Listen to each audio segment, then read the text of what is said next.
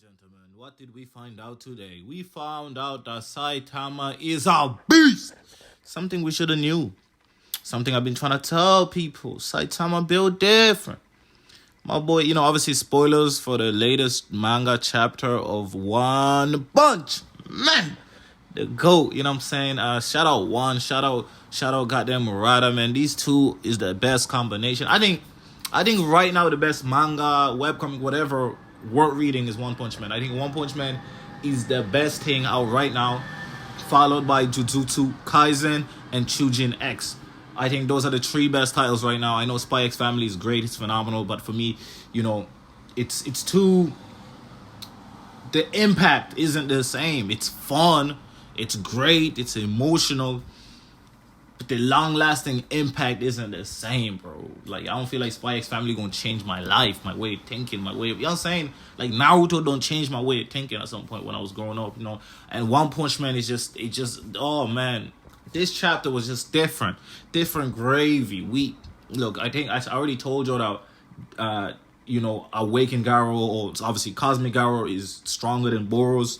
Now you all see, like, he's way beyond, like, he'd smack the shit out of Boros. Like, it wouldn't even be close type shit. He do to Boros what Saitama did to Boros. Like, he's taking serious punch after serious punch after serious punch after... Bro, Saitama don't destroy the whole moon on this guy.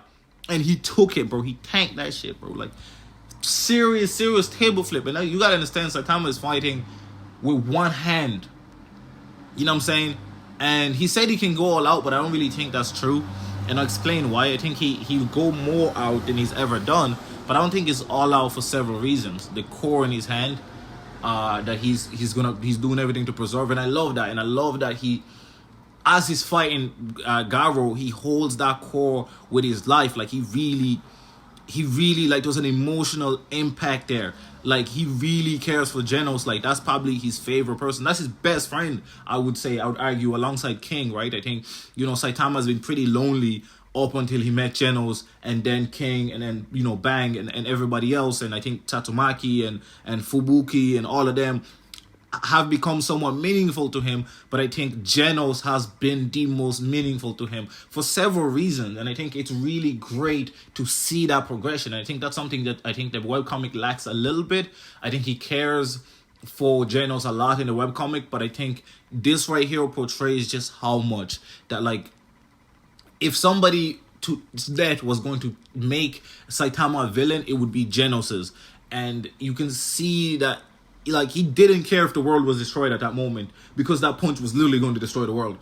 And he already said that, like, sometimes I just feel like punching the world and destroying it. And you already see that he has that rage in him. He's already so, you know what I'm saying? He's kind of frivolous in that way.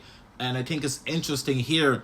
And he didn't care if the world destroyed as long as Genos was alive, because he just held on to Genos' core.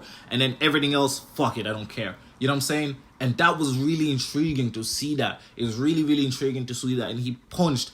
And obviously, like I predicted, like I done told you,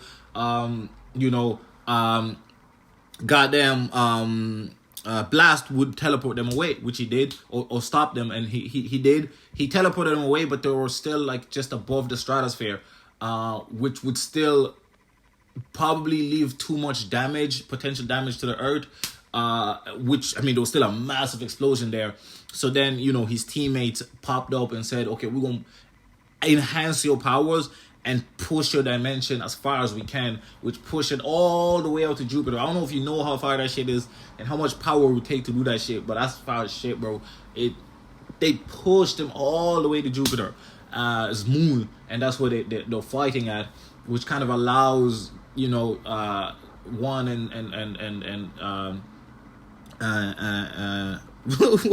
One and Murata the freedom to showcase higher feats without it not making sense. You know what I'm saying? Like, and that's kind of like what a lot of comics, mangas, whatever, suffer from when it comes to power scaling.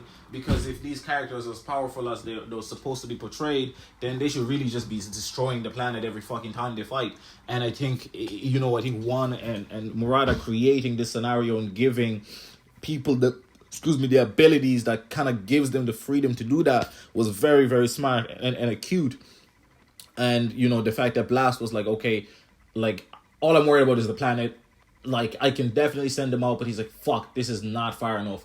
Because, and the problem is it not that he didn't have enough power to send them further, it's just the impact of the punch was destroying the teleportation, mid teleportation type shit. So before he destroyed it, he tried to, like, how far can I send them before they destroy the portal? And he you know, with the help of his teammates, and they were like, oh, I'm surprised somebody else is able to keep up with a cosmic being other than you, Blast, as if Blast is the strongest out of the group. And it's like, oh, I'm surprised that somebody else is able to even keep up with somebody of that stature that's not you. And obviously Saitama is the one doing it. And it's interesting. And Saitama, like a table flip with one hand, rips apart the whole fucking moon. And these guys are fighting at probably, I'd say, beyond light speed at this stage, by how they're fighting. Which, hey, set the programmer, fucking Swakage, y'all gotta redo your power scaling checks, bro. Like we gotta just say Saitama outscales the whole Naruto verse at this stage, bro. I don't know about the Okotsuki motherfuckers, but I mean, even them, to be honest, none of them have feats like these. Like, I'm not gonna lie to you, none of them have feats like this. This guy with his bare hand, one hand, ripped apart a whole fucking moon. I don't know, that's kind of crazy. But it's really interesting. It's really interesting to see.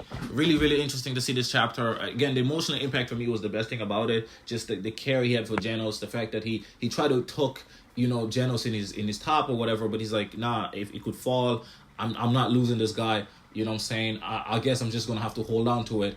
And then he goes, one hand is all it's going to take for me to kick your ass. And he still doesn't want to kill Garou. But I think he also understands how much Garou can take. And I think this is pivotal here because he doesn't say I'm going to kill you, because I think that initially he wanted to. I think initially he did, but I think he realized that maybe not. Maybe I don't want to kill you. I'm going to try to keep my promise to the kid. And again, at the end panel, it looks like Saitama might be bruised or whatever. I don't think that's the case, to be honest. I think he's fine. I think it's kind of like the mosquito and the cat scratch and stuff like that. I think he's fine, to be honest. I don't think he's going to take any damage until way later down the line. I think even Garou was like, damn, this guy's powers are limitless, which kind of showcases, I think, that maybe we have Saitama's powers all wrong. I think he is as strong as he needs to be to defeat anybody. You know what I'm saying? And we know that his powers are transcendent because he kicked the teleportation shit away. He kicked it. Something that's not physical. He kicked that shit away. It's like somebody kicking Kamui away. Like, that shit just spawns and he kicked that shit away. You know what I'm saying? He grabbed the portal that Garou was on and flipped it up, forcing Garou to miss. And he was like, what the fuck is going on? Like, Garou was confused. He was like, okay, I guess I'm just going to have to copy this guy's abilities limitlessly. I think Garou is still getting stronger and stronger, but he realizes that Saitama is already beyond stronger than stronger. Do you know what I'm saying? While Garou has to keep climbing, Saitama is already always going to be ahead. No matter how strong Garou can get, Saitama's always going to be stronger. He's always going to have more power. He's always just... And Garou is kind of feeling it. He's like, fuck.